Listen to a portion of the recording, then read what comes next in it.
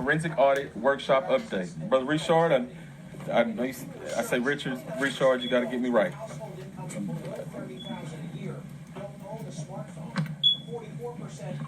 It's Greg Richard, 509 Henry O. Mills Boulevard, PA, Texas.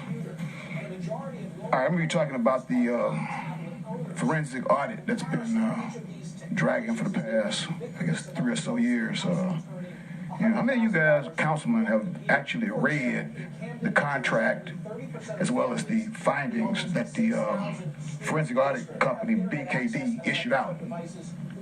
Have y'all read it?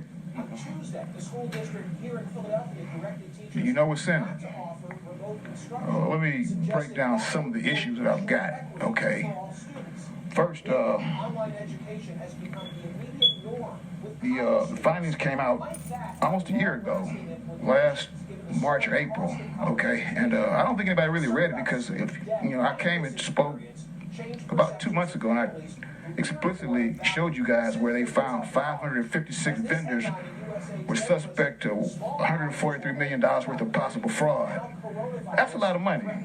I mean, y'all just buck dancing and shucking and jiving, y'all talking about this, that, and the other, improving the city, but you got this type of possible fraud going on, and no one really seems to care to dig into it. I mean, if you would read, I don't know what you guys' reading comprehension is like also.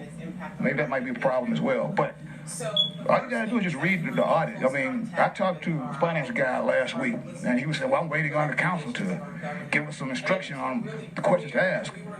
I mean, I told you guys 2 months ago, if you look on page 5 of the audit, it tells you right there, you got 556 vendors with a possibility of $143 million worth of fraud.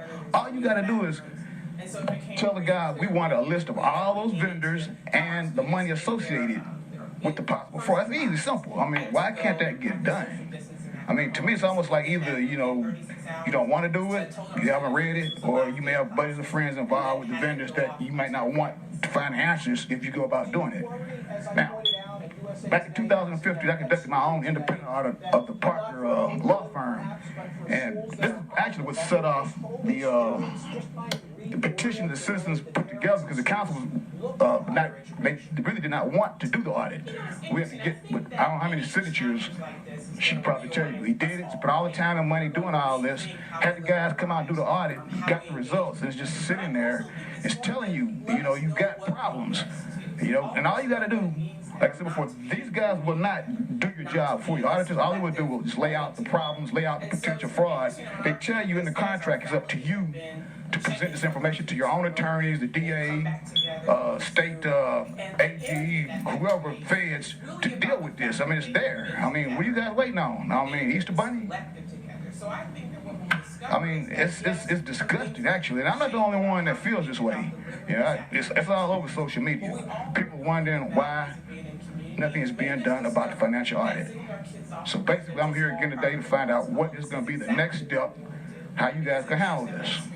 And I'll be coming up every council meeting until something is done. So you guys go ahead and help me out here.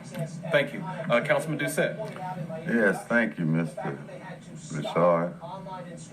I feel the same way you do when it comes to the audit.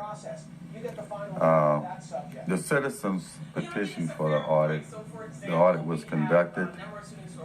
The auditors found that there was enough information that they requested to go to a phase 2, and it cost more money.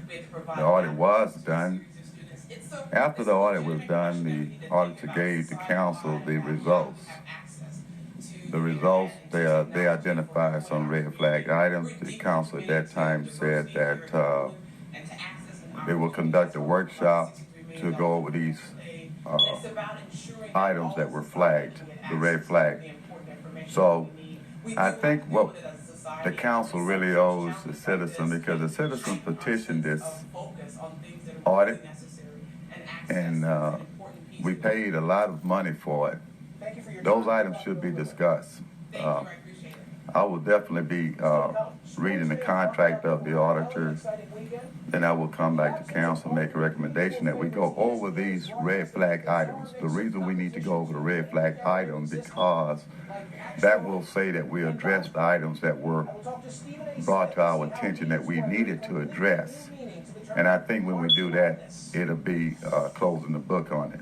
Now, why it hasn't been done to this day, I can't speak for that. But I can tell you, we're going to address it, and we're going to address it when we get the time and appropriate time that we feel we're going to address it. It will be done. But you come every meeting. We're not going to do it when you tell us, and I'm not going to respond to you. I hear you, and we know that it's not just you. And I feel the same way you do. But like I said, at this time, we're going to do something. It's something that you want to put a lot of time and energy for. It's fine. No, we got pretty intelligent people on the council. Yes, you said. We hear you. I agree with you. But I don't do it when you say it. And I'm quite sure the council feels that way. So, we can work together. And your concern